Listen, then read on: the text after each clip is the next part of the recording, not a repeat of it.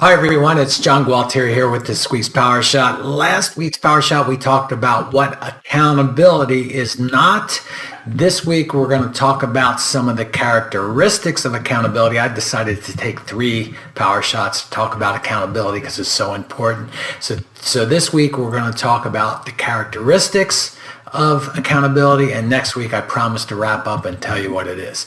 So here are the characteristics of accountability. First is clarity. There has to be absolute clarity around what it looks like. To say, well, I've got to work my sphere of influence, or, I've got to call people or whatever. It's ridiculous if you think about it. It has to be absolutely clear what behavior, and it's got to be measurable, which is the second, measurable behavior we're committing to. So that's one characteristic of accountability. The other characteristic of accountability is a deadline to complete whatever it is, right? Sometimes it's ongoing, but each week then, okay, we talk about whether or not you hit the mark.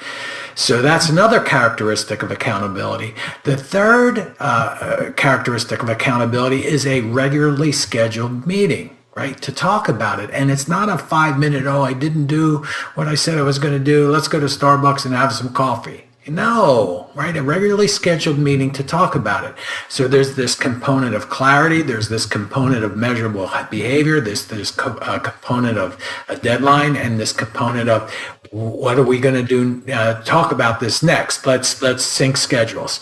So if we're serious about accountability, we need to have those 4 characteristics in play. So next week's Power Shot, I'm going to tell you what accountability is, and there's a chance that you might not like it.